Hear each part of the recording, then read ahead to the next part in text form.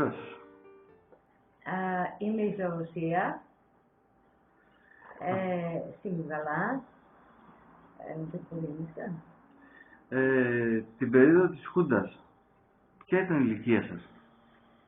17 χρονών, γεννήθηκα το 1950.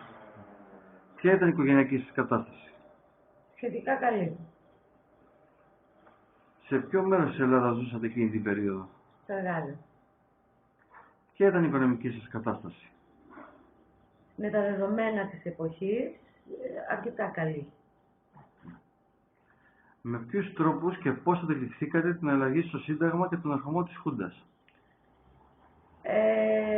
Με φόβο, τρόμο, γιατί εμείς παιδιά είχαμε αλάνες και παίζαμε και ξαφνικά δεν βγαίναμε ούτε στις αλάνες, ούτε να παίξουμε μπορούσαμε, γιατί θα περνούσαν κάποια ώρα η αστυνομία και έπρεπε να μαζευτούμε πάρα πολύ νωρίς στο σπίτι.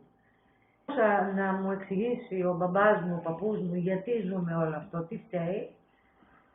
Και λέει, παιδί μου, είναι η πολιτική κατάσταση τέτοια στην Ελλάδα,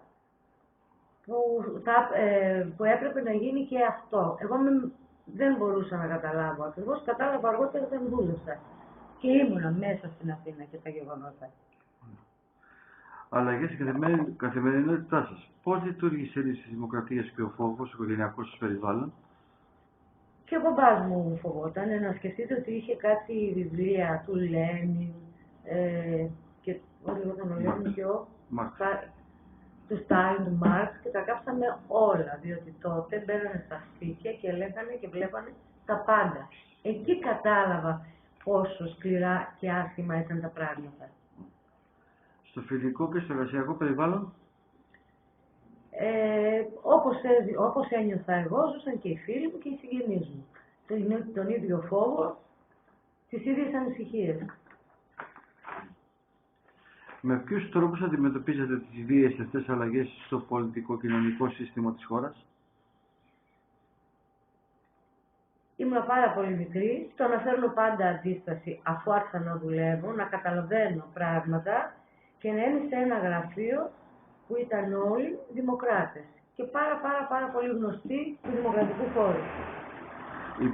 Υπάρχει ή υπήρξε κάποιο μέλος της οικογένειας ή φιλικό που βασανίστηκε, εξορίστηκε ή θανατώθηκε από το καθεστώς της Χούντας? Ναι. Γνωστοί μου άνθρωποι, όπως ο Πρόπουλος, ο Μανδυλαράς και ο Μιχάλης ο Βαρδάνης, ο οποίος επέζησε, αλλά επέζησε με πάρα πολλές τραυματικές εμπειρίες και μας διηγείται μετά από όλα αυτά το πώς ήταν το κελί του, το 1x1, τα παραισθησιογόνα που του δίνανε και όλα αυτά.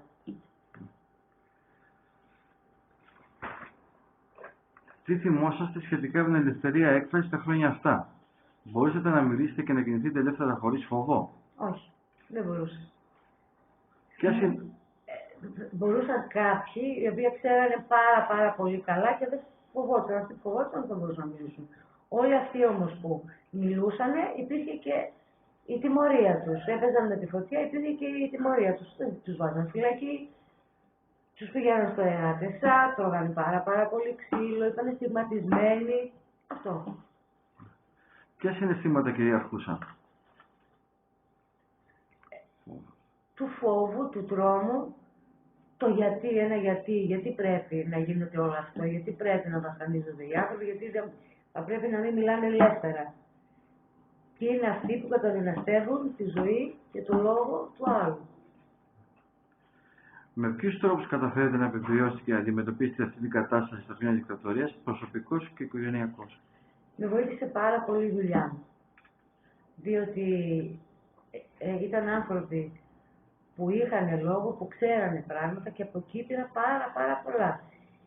Και μπήκα και στο Πολυτεχνείο, είχα πάει και έζησα καταστάσεις, φασαρίες πάρα πολλές μες στην Αθήνα και τη δουλειά μου ήταν Πανεπιστημίου 61. Οπότε σχεδόν κάθε εβδομάδα γινόταν φασαρίες και με το να φεύγουν γλάστες, να μην μπορείς να κυκλοφορήσεις, να τρέχει η αστυνομία, να τρέχει ο κόσμος, να σου πετάνε δακρυγός, να μην ξέρεις πού να κρυφτείς και πού να πας και δεν ήξερες αν θα φτάσεις στο σπίτι σου. Ποια ήταν η πολιτική σας θέση απέναντι της δικτατορίας? Η πολιτική μου θέση ήταν κατά.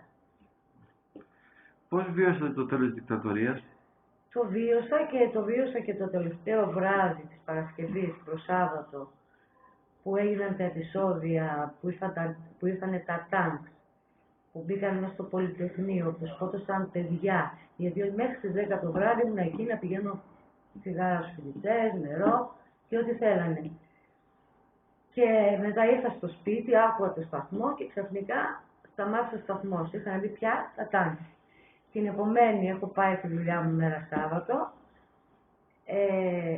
Έφυγα χωρίς να ξέρω τι ακριβώς έχει γίνει στην Αθήνα. Ήταν η Αθήνα ερημωμένη, καμένη, τα τάγκ παντού, τα ρέο και τα πολυβόλα. Και επειδή εγώ φοβόμουν, με φέρανε οι άνθρωποι, τα φοιτητικά μου και αυτό είναι αλήθεια, να με φέρουν στο σπίτι μου με τα πόδια, δεν υπήρχε πια τίποτα.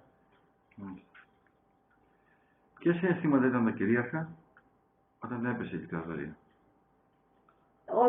Άρχισα να σκέπτομαι θετικά, αλλά δεν μπορούσα και με όλο αυτό το χαμό που είχε γίνει και όλα αυτά τα νέα τα παιδιά και αυτά που ήταν στο Πολυτεχνείο και εκτός Πολυτεχνείου, διότι πολλά παιδιά ερχόντουσαν στη δουλειά μου, να τα βοηθήσουμε να κρυφτούν. Επέστρεψαν δικοί σας γνωστοί άνθρωποι από την εξορία? Ναι. Αλλά πολύ βασανισμένοι όμως και αυτά που λέγανε νόμιζες ότι ήταν παιδί μου αποκύματα της φαντασίας τους, ότι ήταν ένα κακό όνειρο, ότι δεν μπορούσαν να είχαν γίνει. Δεν μπορούσα να φανταστείς ότι έτσι παιδεύαν τους ανθρώπους. Περιγράψτε γεγονότα και στιγμές που έμειναν εξίτηλα στη μνήμη σας. Εκείνη την Παρασκευή που είχα πάει και εγώ στο Πολυτεχνείο, που ήρθαν και μας λέγανε φύγετε, θα κατέβουν τα τάξη, ξέρω εγώ, και λέω γιατί να έρθουμε, τι θα μας κάνουν. Και μου λέει ένας σκόντο, το βλέπεις, μου λέει αυτό, θα σας πάω στο ξύλο. Και τρομάζω και μου λέει, άντε φύγε τώρα γιατί χάρη σου κάνω. Χάρη του λέει, μου κάνεις εσύ εμένα, ναι. Και σηκώθηκα και έφυγε και καταλάβαινα ότι δεν με έπαιρνε να αντιδράσω άλλο. Περιγράψτε γεγονότα που άλλαξαν τη ζωή σας σε σχέση με την περίοδο της Χούντας. Άλλαξε κάτι στη ζωή σας? Άλλαξε η ψυχολογία μου. Ήταν όλα αυτά τα χρόνια που με βασάνιζε το γιατί, πώς θα βγαίνουμε έξω, πού θα πάει η ζωή μας, διότι ήμασταν νέα παιδιά και οπωσδήποτε λέγαμε τι περιμένουμε από όλο αυτό, τι θα γίνει, πού θα φτάσει και βέβαια άλλαξαν πολλά πράγματα. Συμπεράσματα. Για ποιους λόγους οδηγήθηκε η χώρα στη δικτατορία? Υπήρχε τότε μια πολιτική ανασφάλεια, αλλά δεν νομίζω ότι ήταν αυτός ο τρόπος που θα έπρεπε η πολιτική ανασφάλεια και ότι γινόταν να φύγει η πολιτική με έναν τρόπο έτσι, να έρθει μια χούντα και να καταδυναστεύσει το λαό και να γίνει ό,τι έγινε. Να φύγουν οικογένειες, παιδιά. Ποιοι οδήγησαν τη χώρα στην έξοδο από αυτήν την περίοδο? Το φοιτητικό κίνημα. Τι πρέπει να μάθουμε από αυτή την περίοδο? Να σεβόμαστε τη δημοκρατία, να έχουμε αξίες, γιατί και αυτή η κρίση, παρένθεση που περνάμε τώρα, δεν ήταν μόνο οικονομική, ήταν και κρίση αξιών. Αυτό. Πώς πρέπει να προφυλάξουμε τη δημοκρατία? Ενωμένοι και όχι διχασμένοι. Ο καθένας το δικό του για τους δικούς τους λόγους, για τα δικά του συμφέροντα. Ένα κράτος πάει μπροστά όταν είναι μια οικογένεια, όλοι όταν είναι μια γροθιά. Όταν δεν είναι μια γροθιά, είτε οικογένεια, είτε κράτος, είτε οτιδήποτε, δεν πάει μπροστά και ξανά και δικτατορία υπάρχουν και κρίσεις υπάρχουν και απ' όλα υπάρχουν. Και βλέπουμε και τι γίνεται στην Ευρώπη. Ποιοι είναι, κατά τη γνώμη σας, οι σύγχρονοι κίνδυνοι σε σχέση με την πολιτική πραγματικότητα των τελευταίων δεκαετιών? Οι πόλεμοι που γίνονται για δικά τους συμφέροντα και που φέρουν βία, φέρουν, πώς το λένε τώρα, τι να πω τώρα αυτό που σου έλεγα, που η μετανάστευση, που δικαίως οι άνθρωποι, εφόσον είναι πρόσφυγες της πατρίδας, κάπου πρέπει να πάνε. που δικαίως αφού πεινάνε, αφού βλέπουν ότι ο Θεός δεν είναι για όλους το ίδιο και βέβαια θα αγανακτήσουν και βέβαια θα γίνονται κλίματα και βέβαια θα γίνονται πολλά άσχημα πράγματα. Αυτό. Σας ευχαριστούμε πολύ. Και εγώ σας ευχαριστώ.